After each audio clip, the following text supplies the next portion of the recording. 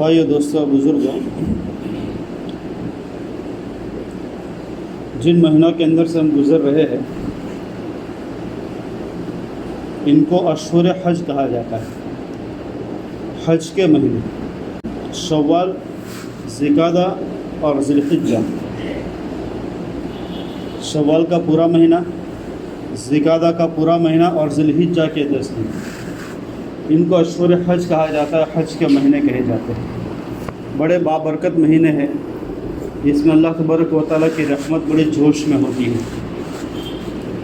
اور پوری دنیا سے لاکھوں انسان دیوانہ وار اللہ تعالیٰ کے گھر کی طرف چل دیتے ہیں۔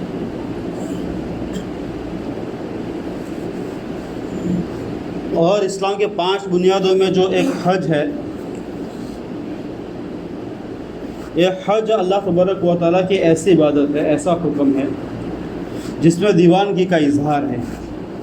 اللہ تعالیٰ کی محبت کا اظہار ہے، اور اللہ تعالیٰ کی محبت میں دیوانہ وار انسان گھومے پھرے، اس کا اظہار ہوتا ہے کہ انسان جب اپنے گھر سے نکلتا ہے تو اس کا لباس وہ چینج کر دیتا ہے۔ سفاری پہننے والا، پینٹ اور سوٹ پہننے والا، ٹائی لگانے والا یا کسی طرح بھی لباس پہننے والا، لیکن جب وہ حج کی طرف چلتا ہے تو دیوانہ وار 2 چادروں کے اندر جاتا ہے، اور پھر وہاں پر جانے کے بعد دیوانہ وار اللہ تعالیٰ کے گھر کا طواف کرتا ہے، اور اللہ تعالیٰ کی محبت میں پکار رہا ہوتا ہے، لبیک اللہم لبیک، لبیک لا شریک لک لبیک، ان الحمد والنعمت لک والملک لا شریک لک۔ بار بار اس کو پکارتا ہے، بار بار اللہ تعالیٰ سے کہتے ہیں، اللہ میں تیرے گھر پہ آیا، میں تیرے گھر پہ آیا، میں تیرے گھر پہ آیا۔ اور کبھی وہ ملتزم سے چمٹتا ہے، کبھی حجر اسود کی طرف وہ بوسہ دینے کے لیے بھیڑ میں جاتا ہے، کبھی اس کو دھکے لگتے ہیں، اور ایک وہاں پہ دیوانگی کا اظہار ہوتا ہے۔ اور اصل حج بھی اسی کا نام ہے کہ جس کے اندر دیوانگی ہو، کہ انسان اللہ تعالیٰ کی محبت میں پاگل ہو چکا ہو۔ اس لیے وہاں پر نہانا بھی نہیں ہے، خوشبو بھی نہیں لگانا ہے، بال بھی نہیں کٹانا ہے، اور کبھی دھوپ سنگلاخ زمینوں کے اوپر، کبھی وہ مینا جاتا ہے، کبھی وہ مزدلفہ میں رات گزارتا ہے، کبھی وہ عرفات میں جا کر اپنے ناک کو رگڑتا ہے۔ تو یہ پورا جو سفر حج ہے وہ اللہ تعالیٰ کی محبت کا،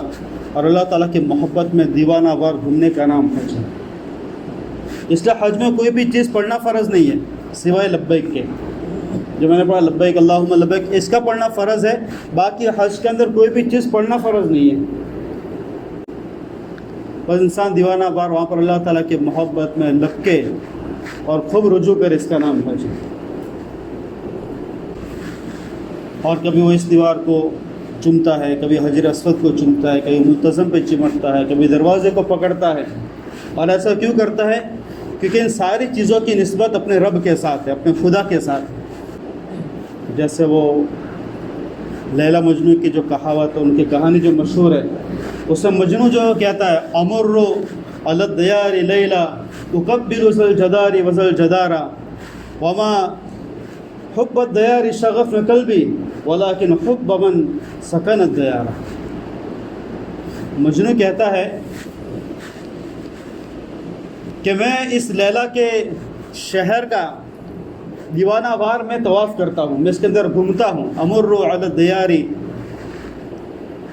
کہ میں اس شہر کے اندر گھومتا ہوں،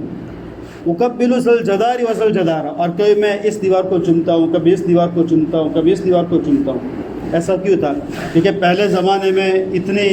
بے حیائی نہیں تھی۔ غیرت مند جو مرد ہوتے تھے، بھائی ہوتے تھے، باپ ہوتے تھے، وہ اپنی لڑکیوں کی، اپنی بہنوں کی بڑی حفاظت کرتے تھے، ان کو بغیر کسی کام کے بے پردہ نکلنے نہیں دیتے تھے۔ تو اس وقت کسی کے سامنے دیکھنا بہت مشکل ہوتا تھا۔ تو چلو مجنون کہتا ہے کہ میں کبھی اس دیوار کو چومتا ہوں، کبھی اس دیوار کو چومتا ہوں، لیکن تم مجھے پاگل مت سمجھنا، وما حب الدیار شغفن قلبی، کہ ان دیواروں کی محبت نے مجھے پاگل نہیں بنایا ہے، ولیکن حب من سکن الدیارہ، مجھے اس نے پاگل بنایا جو دیواروں کے اندر رہتی ہیں،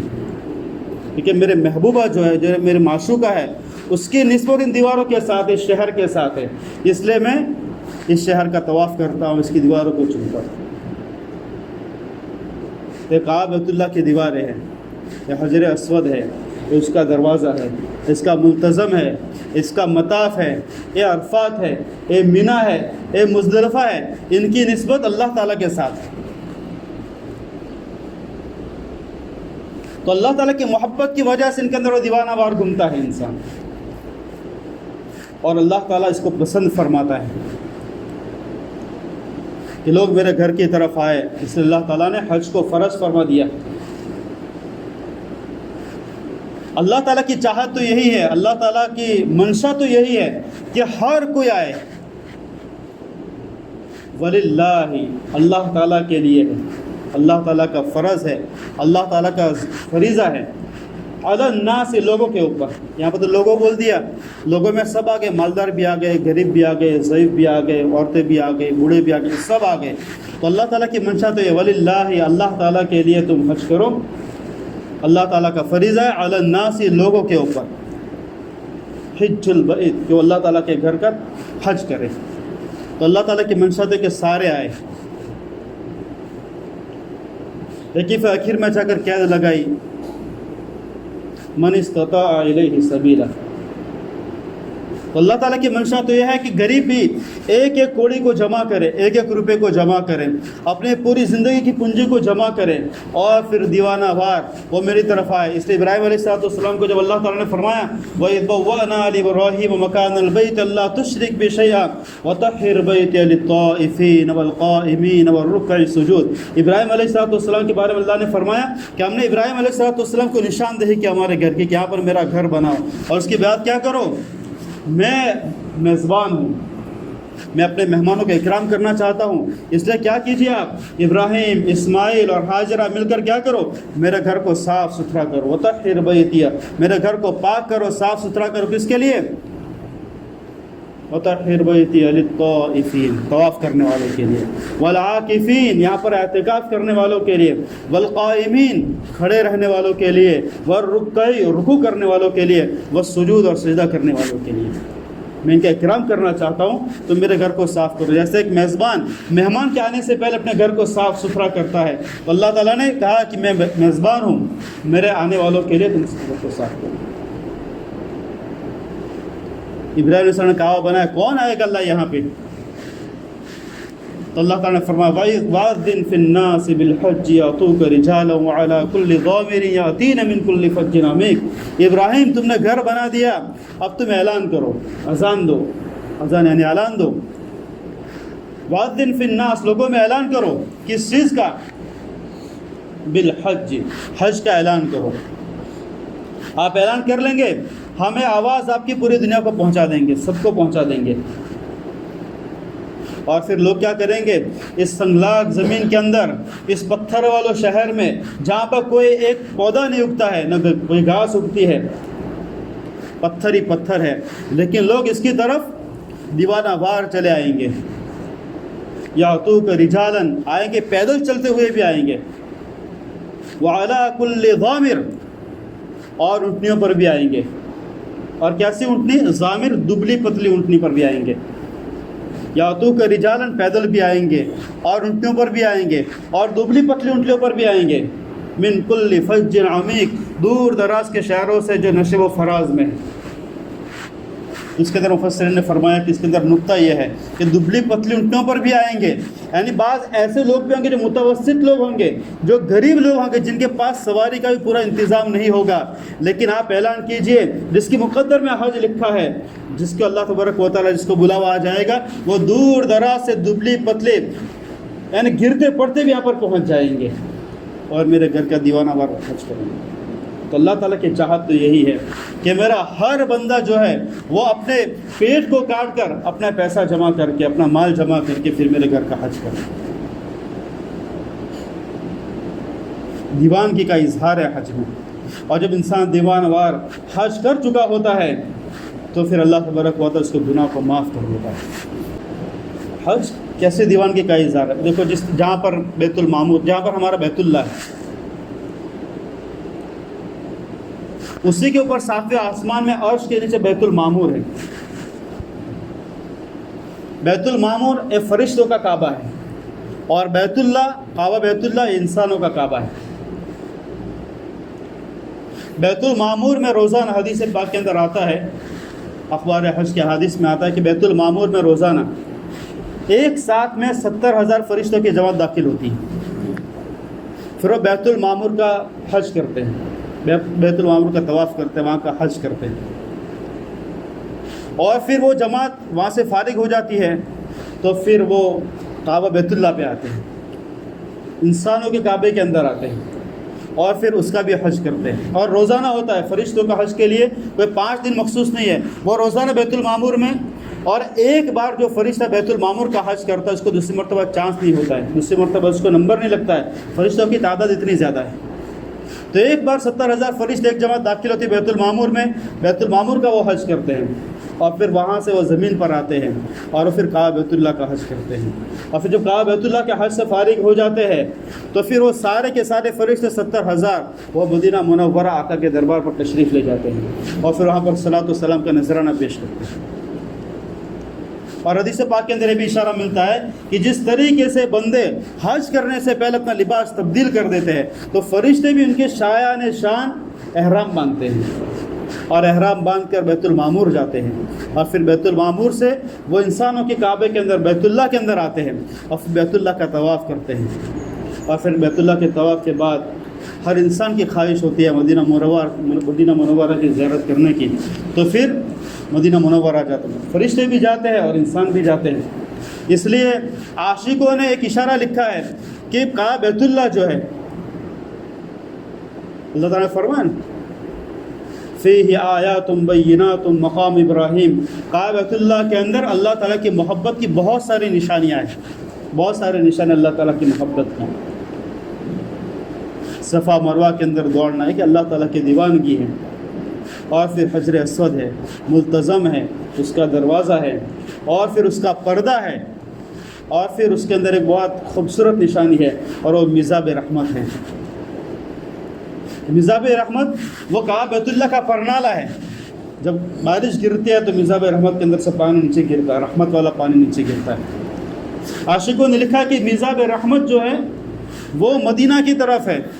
تو جب انسان کعبہ سے فارغ ہو جاتا ہے تو پھر وہ میزاب رحمت اشارہ کرتا ہے کہ تم مدینہ کی طرف چلے جاؤ، تو سارے دیوانے کعبہ سے فارغ ہونے کے بعد پھر مدینہ کی طرف چلتے ہیں۔ تو گویا کہ کعبہ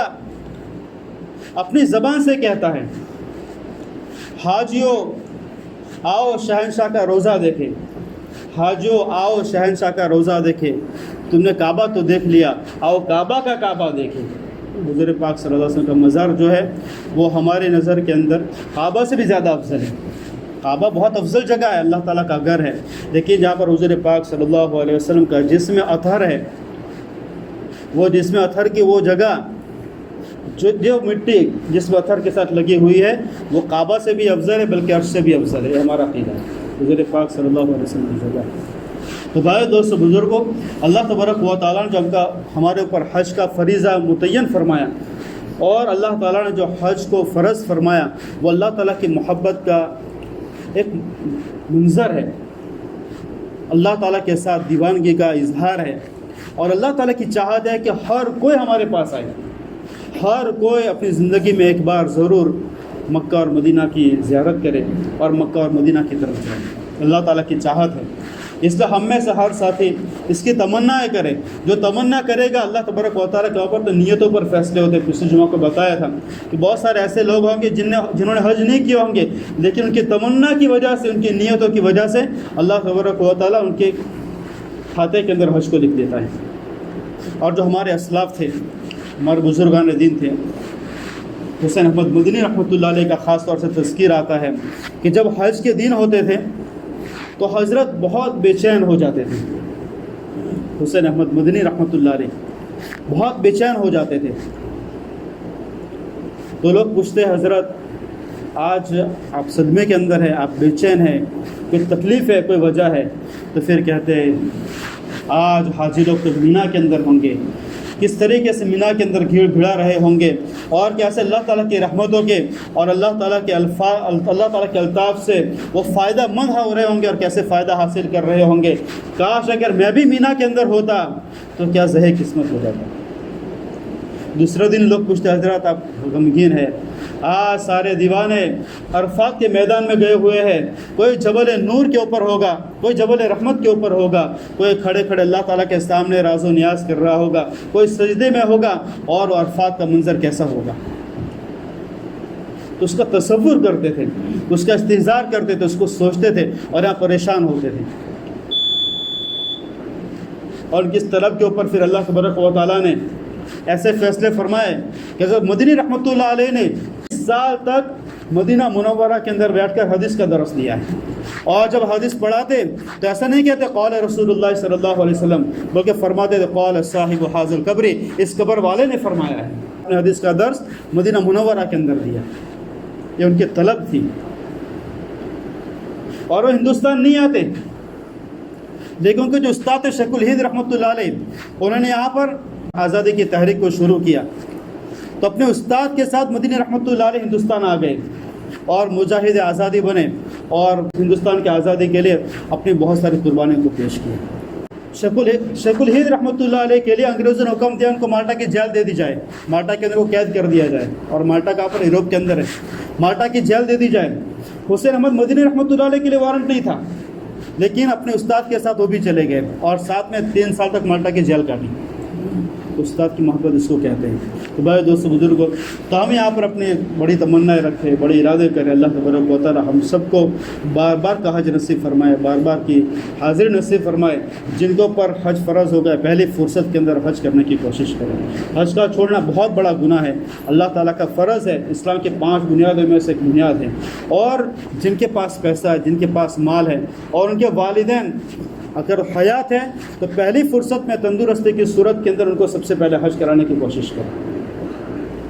بہترین جو اولاد ہوتی ہے اس کی نیت ایسی ہوتی ہے کہ میرے پاس پیسے آئیں گے، پہلی فرصت میں میرے والدین کو حج کراؤں گا، تو اپنے والدین کے لیے بھی حج کا انتظام کریں۔ اور اگر والدین ان کے اوپر حج فرض تھا اور دنیا سے چلے گئے ہیں، تو ان کے اوپر اللہ تعالیٰ کا فرض باقی ہے، اللہ تعالیٰ کے مقروض ہے۔ اللہ تبارک و تعالیٰ ان کے لیے اس وقت تک فیصلہ نہیں کرے گا جب تک کہ ان کا حج ادا نہ کر دیا جائے۔ تو اولاد کے لیے ضروری ہے کہ اپنے والدین کا حج بدل کرے، حج بدل کروائے، تو پہلی فرصت میں ان کو اس فرض سے سبکدوش کریں اور اس فرض سے ان کو آزاد کرا دیں۔ اللہ تعالیٰ مجھے آپ کو کہنے سننے سے زیادہ عمل کی توفیق نصیب فرمائے۔ وآخر دعوانا الحمد للہ رب العالمین۔